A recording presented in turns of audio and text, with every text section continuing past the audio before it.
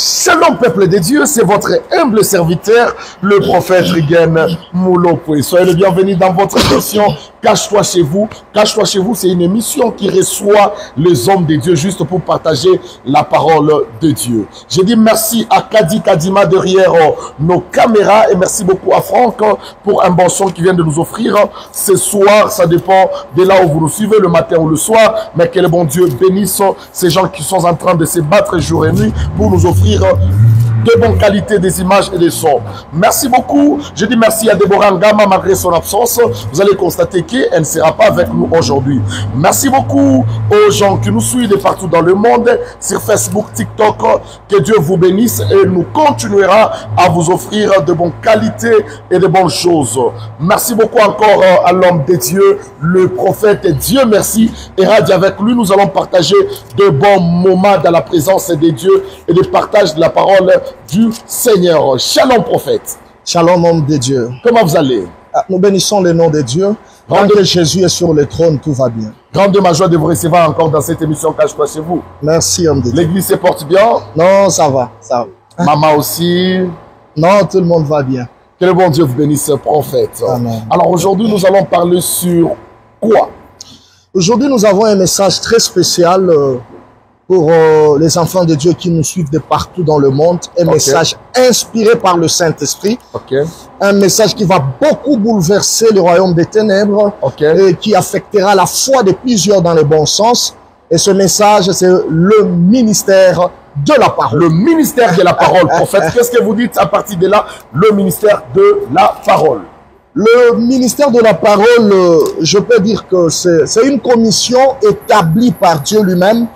Une commission divine en vue de continuer l'œuvre de notre Seigneur Jésus-Christ dans la vie des croyants sur la terre. Voilà, au fait. Sur la terre. Qu'est-ce que vous voulez dire à partir de là? Je pense que ça va me permettre de développer et d'entrer en profondeur de ce message. Mais avant d'entrer en profondeur de ce message, nous allons d'abord donner deux textes de base. Le premier texte de base, c'est Exode 32, son 19e verset, que je vais expliquer pour gagner le temps. Le deuxième texte de base, c'est Ephésiens 4 et 11. Ephésiens 4 et 11. Et là, je vais vous permettre de bien comprendre. Dans Exode 32, la Bible nous parle de l'histoire de Moïse et du peuple d'Israël. Mais dans Ephésiens 4 et 11, la Bible nous dit que, étant monté au ciel, Jésus a emmené les captifs. Il a fait des dons aux hommes en faisant le sien comme apôtre, comme prophète, comme docteur, comme pasteur et comme évangéliste. Mais vous savez très bien, il est écrit dans Ésaïe que à la loi et au témoignage, si le peuple de Dieu ne parle pas ainsi, le peuple ne verra pas la lumière. Ça veut dire... Et avant de comprendre sur le ministère de la parole, nous allons d'abord rentrer dans la loi de Moïse. Et par après, nous allons finir dans la dispensation de la grâce. Parce que le ministère de la parole, c'est vraiment un message qui crée beaucoup de controverses. Vous allez comprendre que le ministère de la parole n'a pas commencé aujourd'hui. Le ministère de la parole avait commencé depuis l'Ancien Testament, mais ça fonctionnait sous ombre. Sous ombre. Oui, donc ça travaillait dans les coulisses. Dieu voilait ça, mais ça travaillait déjà. Et vous allez comprendre que si nous prenons l'image de Noé, Noé détenait déjà les 5 ministères en lui. Comment ça? Et oui, ça travaillait déjà, parce que vous allez voir que Noé était apôtre, Noé était prophète, Noé était pasteur, Noé était évangéliste, Noé était docteur. Quand est-ce que Noé est pasteur? C'est lorsqu'il garde les hommes et les animaux dans l'arche. Quand est-ce que Noé devient évangéliste? C'est lorsqu'il est capable d'évangéliser les hommes et les animaux à entrer dans l'arche. Quand est-ce que Noé est docteur? C'est lorsqu'il nourrit les hommes et les animaux la même nourriture qui est les herbes. Quand est-ce que Noé devient un apôtre? C'est lorsqu'il est capable de construire et de bâtir l'arche. Parce qu'un apôtre n'est pas celui qui détruit. Un apôtre, c'est un bâtisseur. C'est pourquoi l'apôtre Paul dit ceci: j'ai bâti les fondements comme un sage architecte. Donc, un apôtre, c'est celui qui bâtit. Si vous avez un apôtre détruit, c'est que ce n'est pas un apôtre. Noé a bâti, il a construit l'arche. C'était un apôtre. Et quand est-ce que Noé devient prophète? C'est lorsqu'il annonce des choses et les choses se concrétisent. Il a annoncé le déluge et le déluge est arrivé. On reconnaît un prophète par l'accomplissement de ce qu'il a dit. Amen. Voilà, donc le 5 ministères déjà était dans Noé. Ça existait depuis l'ancienne alliance. C'est pourquoi même pour exister dans le sacerdoce, il y a un secret. Il a fallu qu'il y ait Aaron et ses 4 fils. Ça fait 5 personnes. Et si nous allons plus loin, même David a compris que pour faire tomber Goliath, il a fallu choisir 5 pierres dans les torrents. C'est encore la présence de 5 ministères qui apparaît dans l'ancienne alliance. Mais je vais insinuer quelque chose pour aider à nos internautes et enlever les équivoques. Parce que le ministère de la parole, c'est vraiment un enseignement qui complique même le ministre de Dieu. Vous allez comprendre que dans l'Ancien Testament, dans la dispensation de la loi, les 5 ministères existaient, mais le 5 ne fonctionnait pas. Les 5 ministères existaient, mais le 5 ne fonctionnait pas. Comment ça passe? En d'autres termes, Dieu gardait 4 ministères sous réserve, mais c'est un seul ministère qui était en service. Dieu réservé. C'est comme le football, un coach qui réserve le meilleur au banc de touche, peut-être, ou bien d'autres joueurs, il attend un bon moment pour le placer dans le service. C'est ça. Le 5 ministères existait, mais 4 ne fonctionnaient pas. C'était seulement un seul ministère qui était dans le service. C'était le ministère prophétique qui fonctionnait. C'est pourquoi si vous lisez Amos 3:7, la Bible dit que Dieu ne fait rien sans avoir révélé ses secrets à ses serviteurs, les prophètes, pas à ses serviteurs, les apôtres. C'est-à-dire, à ce temps-là, Dieu fonctionnait seulement avec le prophète. Mais les 4 existaient, mais ils étaient sous ombre. Dieu attendait un moment où les 4 entreront dans le service. Observez très bien, vous allez comprendre aussi quand David a compris cela, il a fait aussi garder 4 dans sa gibecière. C'est le 1/5 qui pouvait faire tomber Goliath à ce temps-là. C'était encore le ministère prophétique qui apparaît dans le service. La même situation se répète encore au temps d'Aaron. Aaron et ses 4 fils. Mais pour aller dans le sang de sang, les 4 fils restaient, mais c'était Aaron seul qui pénétrait dans le sang de sang. C'était une explication pour montrer que c'était le ministère prophétique qui fonctionnait d'abord à ce temps-là. Maintenant, qu'est-ce qui se passe? Dans cette dispensation de la grâce, Dieu met les 5 en action. Il prend les 4 qui étaient restés, il les met en action. Je vais évoluer pour que les gens me comprennent. Prenons rapidement Exode 32, son 19e verset, pour comprendre bien le ministère de la parole. Parce que si tu ne comprends pas le ministère de la parole, tu auras un problème sérieux. Et voilà ce qui est d'actualité dans nos églises, ce qui est d'actualité dans les sacerdoces actuellement, où les gens ne comprennent pas en quoi ils sont. Observez très bien. Dieu s'est choisi Moïse, il lui donne la portion de la divinité. Il dit à Moïse, je te fais Dieu devant Pharaon. Et Aaron sera ton prophète. Moïse tarde dans la gloire, il fait 6 jours dans la gloire. Et quand il descend dans la gloire, Dieu récupère le pierre d'en haut. C'est là où il y a mon message. C'est tellement fort, mon opé. Ça va. J'arrive. Avance. Dieu récupère le pierre d'en haut. Il le taille lui-même. C'est Dieu lui-même qui taille les 2 tablettes de la loi. Pas un homme, mais Dieu lui-même taille. Après avoir taillé, Dieu prend son doigt. Il écrit sur les tablettes de la loi les 10 commandements de la loi.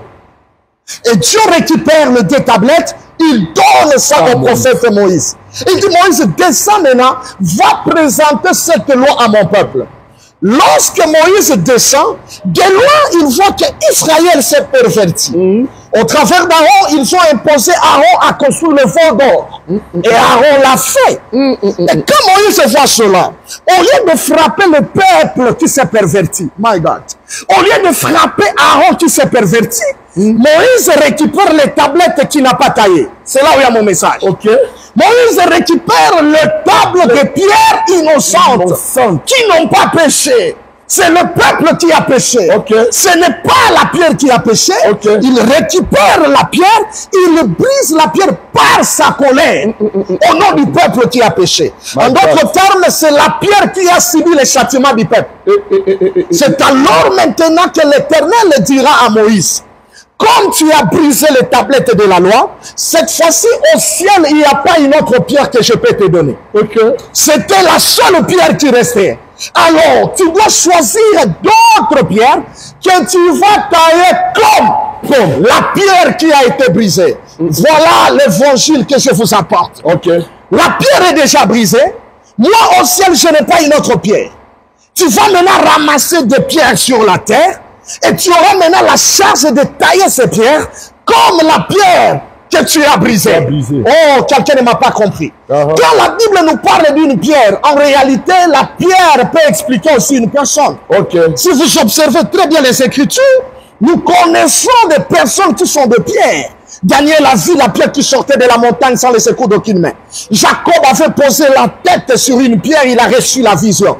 Israël était abreuvé par la soif. C'est la pierre qui est venue étancher la soif. La pierre, laquelle est cette pierre? L'apôtre Paul nous dit ceci, que Jésus-Christ est la pierre qu'on a rejetée par les bâtisseurs. C'est lui la principale des langues. Donc au ciel, Dieu avait une seule pierre. C'était Jésus-Christ de Nazareth.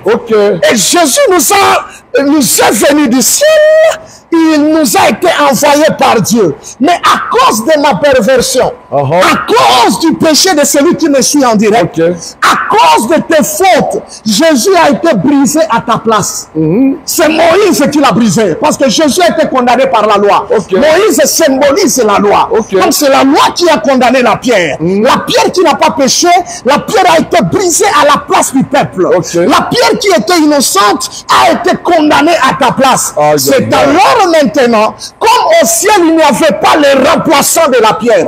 Kimbangu n'est pas le remplaçant de Jésus. Mahomet n'est pas le remplaçant de Jésus. Branham n'est pas le remplaçant de Jésus. Au ciel, Dieu n'avait pas une autre pierre pour remplacer la pierre qui a été brisée à la croix. C'est alors maintenant qu'on va nous obliger de ramasser d'autres pierres sur la terre qui seront taillées comme la pierre qui a été brisée. Donc ces pierres qui seront ramassées ne sont pas des originaux, mais ils sont comme. Et c'est ça le ministre de la parole. C'est alors qu'on a ramassé l'évangéliste. Voilà la pierre, on ramasse les prophètes. Voilà la pierre, on ramasse les docteurs. Voilà la pierre, on ramasse l'apôtre. Voilà la pierre. Et ils seront taillés comme Jésus pour continuer l'œuvre que Jésus faisait. Donc, un ministre de la parole, il est la continuité de l'œuvre de Jésus-Christ sur la terre. Donc, le ministère de la parole, c'est la continuité. Je suis entré encore dans l'effet une équivoque. Il n'y a pas des apôtres sur la terre. Il n'y a pas de prophète sur la terre. Même moi, je ne suis pas prophète. Comment ça? Les bébés spirituels vont encore me compliquer la tâche. Il n'y a pas les docteurs sur la terre. Le prophète par excellence, c'est Jésus. Mais nous sommes comme. C'est pourquoi dans Ephésiens 4:11, la Bible dit clairement, il y a un verset de base, étant monté au ciel, il a emmené les captifs et il a fait les uns comme les prophètes. Donc nous sommes comme. Le véritable prophète, c'est Christ. C'est lui le prophète. Le véritable apôtre, c'est Jésus. C'est Jésus l'apôtre. Le véritable docteur, c'est Jésus. Dieu merci et radis, il est comme. Il a été taillé. Il a été ramassé en RDC. C'est pourquoi Dieu merci pour avoir des imperfections. Kimbangu a des imperfections. Mahomet en avait plein. Mais nous sommes taillés comme. Donc, un ministre de la parole, il a été taillé comme. Il est la continuité de l'œuvre de Jésus-Christ. C'est-à-dire, si Jésus avait l'amour, le ministre doit être l'expression de l'amour. Aujourd'hui, nous assistons à des gens qui corrigent les autres au nom de la haine, au nom du courage, mais pas au nom de l'amour. Nous assistons à des gens qui se donnent des poisons aujourd'hui dans des églises et ils se disent que ce sont des ministres de Dieu. Aujourd'hui, le diable est tranquille. Il n'est pas dérangé. Le ministre a oublié leur vocation. Ils ont oublié de l'attaquer. Aujourd'hui, nous nous attaquons entre nous. Le diable a croisé le bras parce que le ministre n'a pas été taillé comme Jésus-Christ. Quel que soit qui tu es, quelle que soit la grâce que tu as, quel que soit le niveau que tu as, quel que soit l'appel que tu as, accepte d'être taillé comme Jésus-Christ. C'est ça le ministère de la parole. Que le Seigneur vous bénisse. C'est ça le ministère de la parole. Que le Seigneur vous bénisse. Moi, je trouve que prophète, il y a d'autres personnes qui ne vont pas accepter. Personnellement, moi, tu m'expliques bien. Parce qu'au début, là, tu as dit que ici, sous la terre, il n'y a pas des apôtres. Il n'y a pas de prophètes. Il n'y a pas des évangélistes. Il y a comme. C'est ce français-là que les gens confondent à la révélation. Comme c'est quelque chose qui compare. Si on me dit que je suis comme moule au poêle, c'est la comparaison. C'est la comparaison. Je ne suis pas moule au poêle, je suis comme. Nous ne sommes pas des. C'est pourquoi Ephésiens 4:11 nous dit clairement, ils ont placé les uns comme les apôtres. La véritable pierre, elle a été déjà brisée par Moïse. Mais, on ramasse des menaces de pierre pour les tailler comme. Mais en fait, à la croix, la Bible nous dit à la croix, plusieurs prédicateurs disent ceci, à la croix, tout est accompli. Oui. Donc, tout. Bon, ça, c'est vraiment complexe. Quand on dit qu'à la croix, tout est accompli. Qu'est-ce qui est accompli à la croix? Étant comme prophète, je viens souligner quelque chose. Ce qui est accompli à la croix, c'est la loi, les psaumes et les prophètes. Ça, c'est dans un sens concret. Parce que les gens confondent l'accomplissement de la croix à l'accomplissement de plusieurs choses. Pour vous ajouter encore l'idée, si je suis dans la ligne, il y a ceux-là qui disent qu'on n'a plus besoin de chasser les démons. Il n'y a plus question de lien. Il n'y a plus question des hôtels. Parce qu'à la croix, tout est accompli. Et d'autres nous disent, bon, c'est vrai, c'est écrit même, ils disent qu'il n'y a plus de condamnation pour tout celui qui est en Christ. Bon, moi, je pense que pour comprendre ce message, il faut faire un voyage dans Juge 8, verset 2. Ça dit quoi? Si tu as un problème de ça, rentre dans Juge 8, verset 2, tu vas comprendre. Parce que ton niveau vraiment est trop bas. Nous devons te ramasser par là, à la loi et au témoignage. Observez très bien, prophète Reagan. Ok. Pour que tu comprennes ça, dans Juge 8, verset 2, l'homme de Gédéon est parti en combat seul, sans associer ce frère. Et il a frappé les Mandianites. Il a reçu la victoire. Ça a créé la jalousie. Ça a créé des problèmes. Et ils sont partis voir cet homme de Gédéon pour cette victoire spectaculaire. Comment toi, tu peux aller en combat et tu remportes la victoire seul au lieu de nous associer pour vaincre ces peuples ensemble? Donc, tu voulais t'attirer toi-même la gloire. J'aime la réponse de cet homme de Gédéon. Gédéon dit ceci: le grappillage d'Ephraïm ne vaut-il pas grand que le vendage d'Abiézer? C'est là où il y a mon message. Il y a deux mots-clés pour comprendre le mystère de l'accomplissement de l'œuvre de la croix. La première des choses, ou le premier mot-clé, c'est le vendage et le grappillage. Qu'est-ce que le vendage? Lorsqu'on est en train de cultiver les champs, la première moisson, la première récolte, c'est ce qu'on appelle le vendage. Mais quand on récolte, c'est ça le grand travail. On ne récolte pas tout. Il y a des petites choses qu'on oublie. Ce sont les restes. Il y aura maintenant une deuxième équipe. Oh my God. Marasakata Rabade. Qui viendra maintenant récupérer ces restes-là pour finir cette moisson. En d'autres termes, entre le vendage et le grappillage, quel est le grand travail? Je pense que le prophète Moulopo, c'est le vendage. C'est celui qui a fait le vendage, qui a récolté un grand travail. Mais le grappillage est venu compléter l'œuvre du vendage. Quelqu'un n'a pas compris. Notre Gédéon, Jésus-Christ de Nazareth, ce qu'il a fait à la croix, c'est le vendage. Mais il n'a pas tout fini, qu'on ne te trompe pas. Après l'œuvre de la croix, les gens vivent la malédiction d'Éden. On a dit à la femme qu'elle enfantera avec douleur. Jusqu'aujourd'hui, nos mamans enfantent avec douleur. Même si tu es prophétesse, tu parles la langue, cette malédiction du jardin d'Éden te suit jusqu'aujourd'hui. Les hommes continuent à chercher à la sueur de leur front. Même si tu es sauvé pour manger, tu dois souffrir. Ça continue toujours. C'est-à-dire l'œuvre de la croix n'est pas venue arrêter le combat spirituel, c'est la confusion. C'est une grande œuvre, c'est le vendage. Mais le ministre de Dieu, il vient maintenant faire le grappillage. Et c'est ce grappillage qui signifie chasser vos maladies, la délivrance des hôtels, le combat spirituel, la prophétie, l'enseignement. Donc c'est l'œuvre toujours du 5 ministères. L'œuvre de la croix, c'est le vendage, mais les 5 ministères continuent le grappillage. À l'exemple de l'apôtre Paul qui a croisé Jésus dans le chemin de Damasque. Il a reçu la révélation du Seigneur Jésus-Christ, mais quelque part dans la Bible, il prie, il demande à Dieu de lui enlever quelque chose qui était sur son dos. Et Dieu lui dit, l'apôtre Paul dit ceci, que on a mandaté un ange des ténèbres pour venir lui mettre ça, pour qu'il ne se glorifie pas de la foi. Bon, lui qui est sauvé par la croix, qu'est-ce que l'ange du ténèbre vient encore faire dans son corps? Donc c'est possible d'être combattu spirituellement. L'œuvre de la croix n'est pas venue annuler les combats spirituels. C'est pourquoi les autels existent. Nous devons les briser, les affronter. La malédiction opère toujours dans nos familles. Il y a des pasteurs qui disent cela, mais qui ont un problème de lien. La vie que son père a menée, c'est la même vie qu'il est en train de répéter.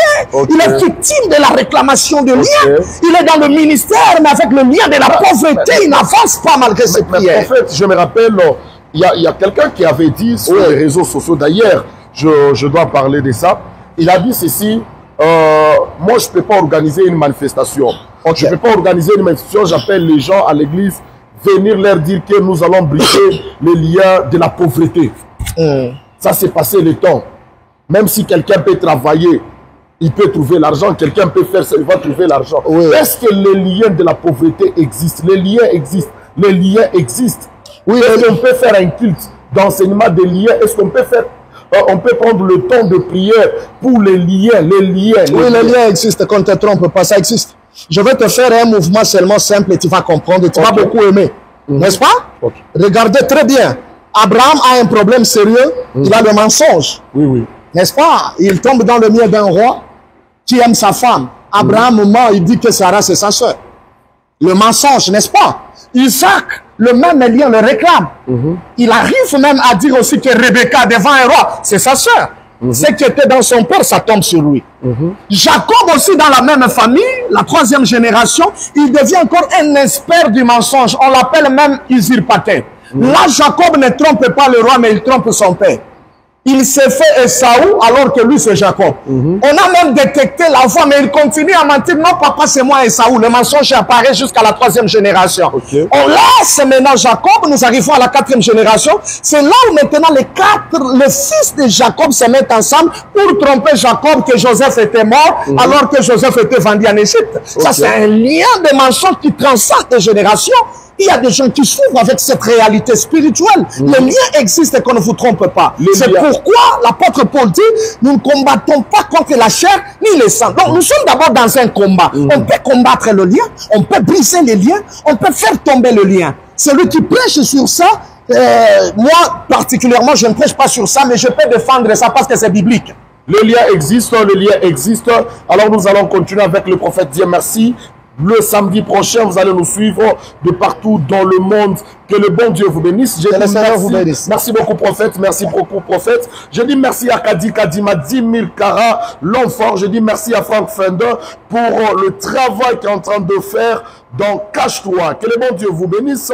Merci beaucoup, Deborah Ngama, Raphaël Mouzalimoya. Sans oublier Mama Wakatanga, accompagné de mon bébé qui s'appelle...